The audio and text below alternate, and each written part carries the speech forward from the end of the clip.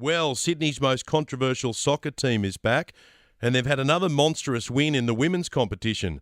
The Flying Bats, which fields 5 male-born players, came up against the North Epping Rangers over the weekend, and to say it was a close contest would be a lie. The final score, 12-0 to the Flying Bats.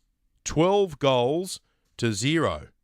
But we shouldn't be surprised because this has been a regular thing this season. The Flying Bats are sitting on top of the ladder in the North West Sydney Football Association Women's Premier League. They're undefeated after 13 games. They've scored 59 goals and they've only conceded 3. Kirralie Smith is a campaigner against male-born players competing in female sport, and she's on the line right now. Kirralie, good morning to you.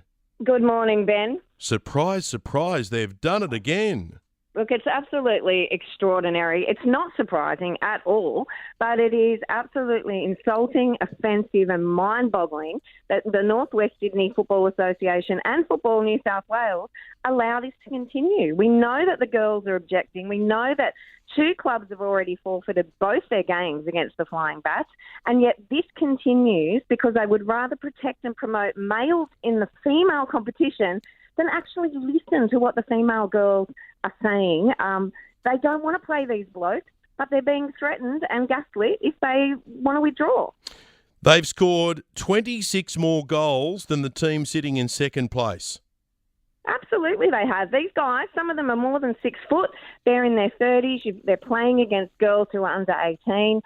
We know there's always been male and female divisions in sport because males have a different physiology to women. They are stronger, they are faster, their bodies move differently, and that's why we've had male and female divisions, because that's fair and it's safe for all. Now, these guys who identify as women, they can play in the male competitions, they can play in mixed or, even create special divisions. Nobody's saying that they can't play, but the girls have nowhere else to go. They literally have to self-exclude or withdraw themselves and have no opportunity to play if they don't want to be up against these male bodies. It is not fair.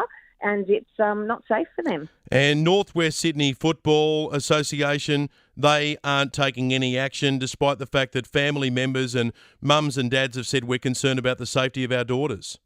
Well, actually, the action that they've taken is to say that these clubs risk being fined $500 if they withdraw. The action that North West Sydney Football have taken is to indicate that there may be legal action against these girls if they refuse to play. And we know that they're not empty threats, Ben, because I'm now facing court cases 7, 8 and 9 for calling out some of these males in female competition. It's very real. It's very expensive. There's no way to regain costs. The anti-discrimination law in this state and in this country is absolutely appalling when women can't defend female sex-based rights at the threat of legal action, and yet these people can bring as many actions against us as they like. Just shed some light on the court cases you're facing. Yeah, I've got 2 cases of I've been accused of vilification for calling these males male for playing in female sport, and one of them is an appeal against. He tried to get an apprehension of violence order against me, but truth speech is not hate speech; it's not violent, and so that AVO was denied an apprehension of violence order, but he's appealing that, and so I've got these 3 court cases, 7, 8, and 9. I've already fought 6 of them, and all at my expense. I have to fundraise this. They don't have to pay a cent. It's a really difficult situation. So I understand that these girls just want to go and play sport on the weekend, but they don't want to be tied up in court. They don't want to lose their jobs. They don't want to be branded. All of the horrible words that we get branded for defending women's sex-based sports. So it's a really difficult situation. North West Sydney Football and Football New South Wales need to step up and protect these girls, have the conversations with the family and the players, and work out a solution, because there are many ways to work this out. You can understand why people are too afraid to speak up, because you've had to go through 9 court cases. You've had someone who's attempted to take out an AVO against you. Why did someone attempt to take out an AVO? Were you violent in some way? Of course not, Ben. I've never even met these people. I simply identified them as males in female soccer teams. I've questioned it. I've directed all my advocacy, it's political advocacy, towards politicians and towards Football Australia, and yet they're trying to turn this into some personal vendetta, which it's not. I don't mind if a man wears a dress or costumes or changes his name, go for it. But it's when he is trying to impose that onto female spaces, sports and services that I have a problem. And I think that in this country, women for decades, for centuries, have tried to get, that equality, that recognition in law. We gained it, but now we're losing it every single day, where we can't speak up. We can't say, hang on, this needs to be a boundary for women to feel safe, fair and dignified.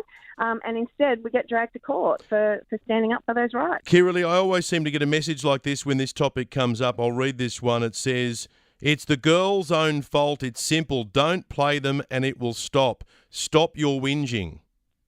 Look, and I get that all the time as well, Ben, and it just breaks my heart because these girls, I had a girl who was willing to speak out, then she withdrew because she hears about my legal case. She doesn't have $100,000, neither do I. I have to fundraise it, but it's a full-time job to try and fundraise this money.